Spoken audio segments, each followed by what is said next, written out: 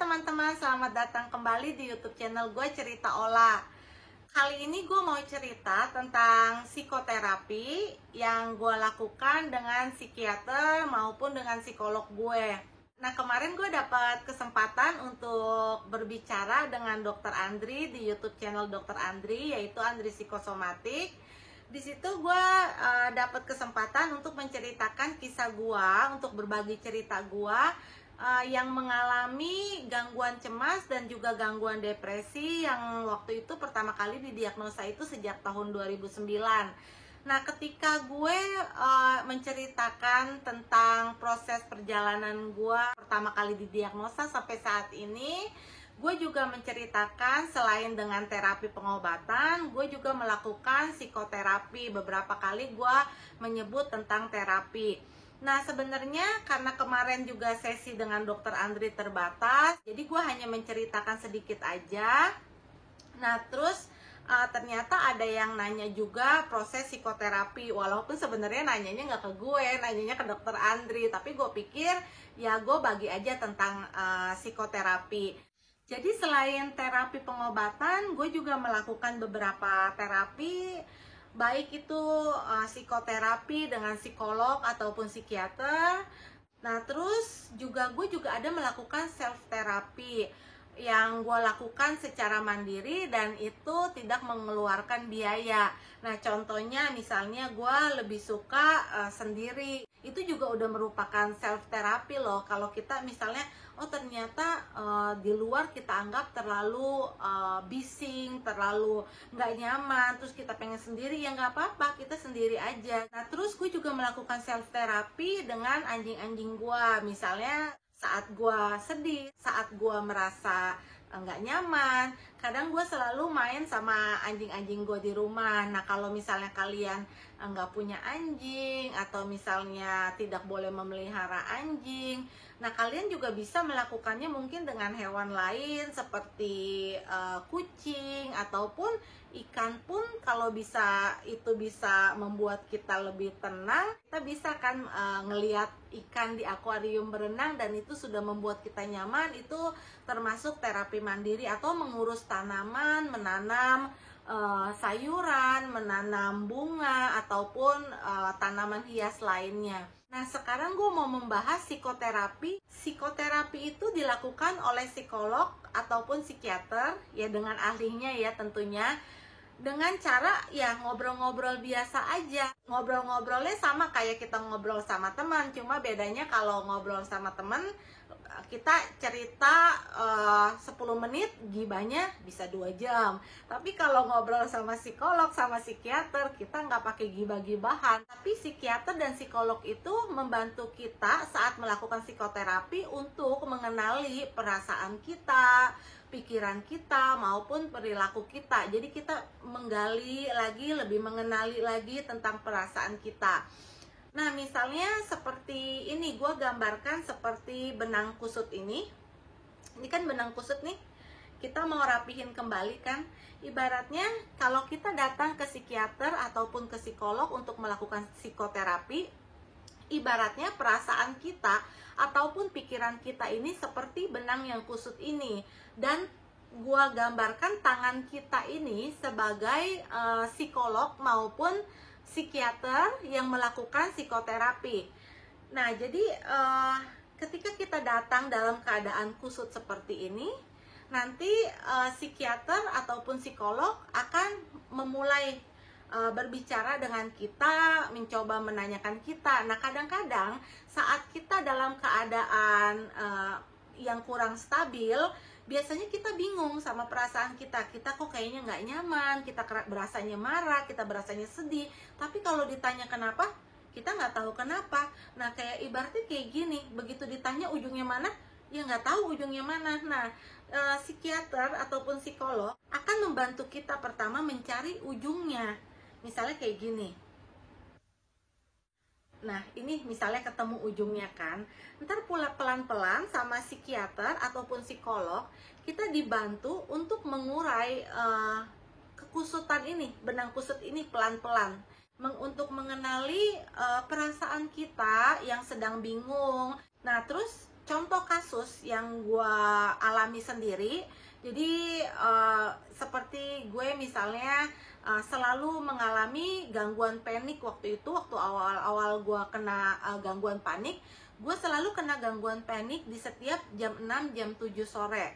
Nah mungkin kalau misalnya orang yang nggak mengerti tentang masalah kesehatan jiwa akan mengkaitkan ini dengan hal-hal mistis. Misalnya keluarga gue akan menganggap apakah mungkin gue diguna-guna, apakah mungkin gue disantet. Nah, dengan melakukan psikoterapi kita diajak lagi mengenal apa yang terjadi, kenapa kita bisa kena panic attack di setiap jam 6 atau jam 7.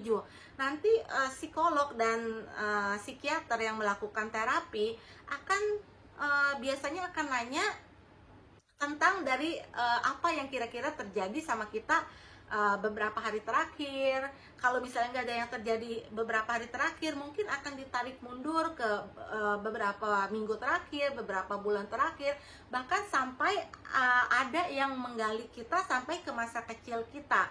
Kadang-kadang trauma pun terjadi saat kita itu masih belum mengingat apapun. Tapi kan walaupun kita tidak mengingat kejadiannya, kalau trauma itu, tapi respon kita terhadap kejadian yang terjadi di masa lalu dan juga respon kita terhadap kejadian yang saat ini terjadi itu mirip gitu kan. Kadang-kadang kita bingung, kenapa kok gue bisa jadi nggak nyaman kalau jam 6 sore, jam 7 sore.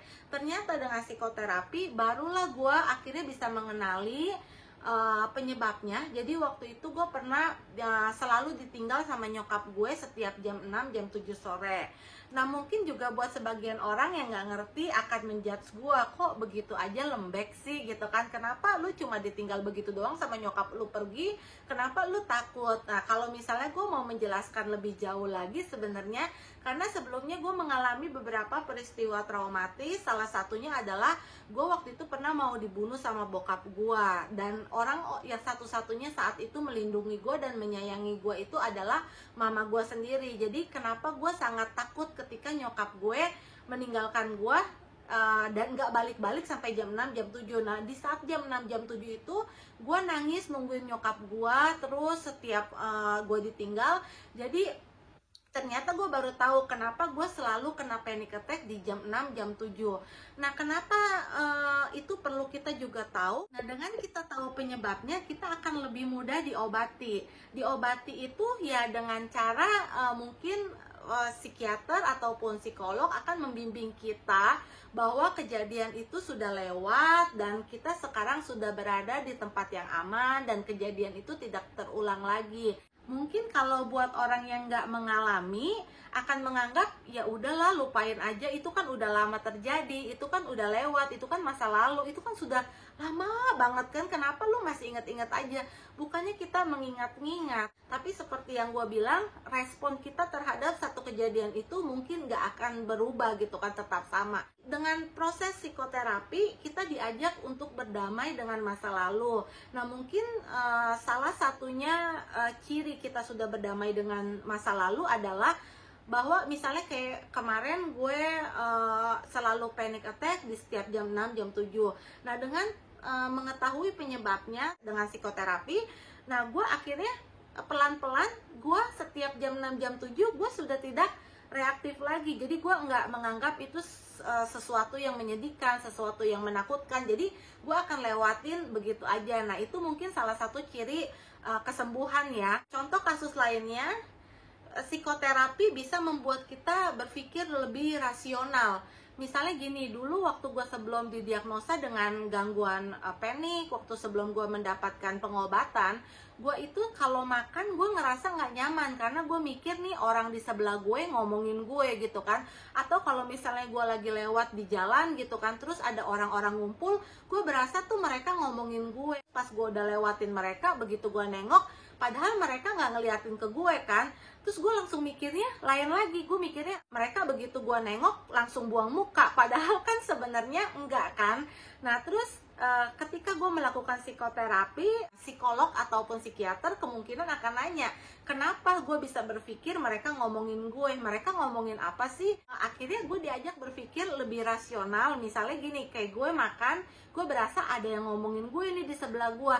Nah sekarang gini, apalagi saat itu gue juga merasa nama gue disebut sama mereka kan.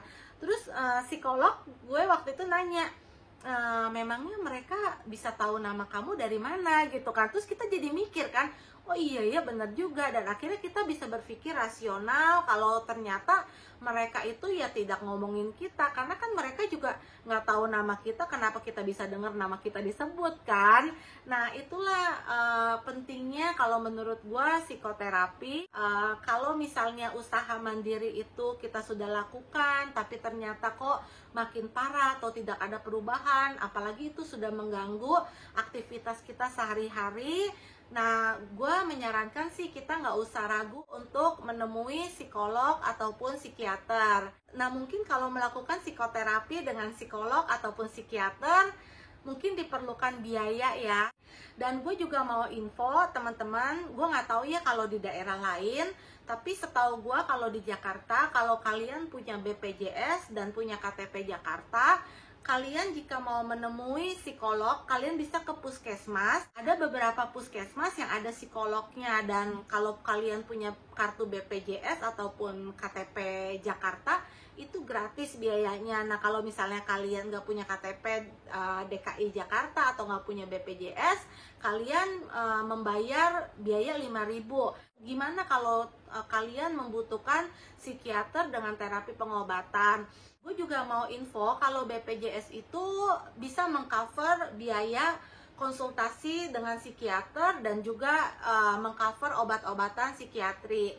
Jadi kalian nggak usah ragu, nggak usah takut untuk menemui psikolog maupun psikiater untuk membantu kalian. Psikiater ataupun psikolog bisa membantu kalian meningkatkan potensi kalian yang mungkin terpendam karena perasaan minder, perasaan takut, perasaan gak pede. Nah itu bisa dikembangkan dengan psikiater maupun psikolog. Oke teman-teman, segitu aja cerita gua berdasarkan pengalaman gua sendiri tentang psikoterapi. Mudah-mudahan nih gua nggak lupa di video berikutnya untuk membahas terapi mandiri yang gue lakukan tanpa biaya yang cukup efektif buat gue. Oke teman-teman, segitu aja. Terima kasih ya udah nonton. Bye.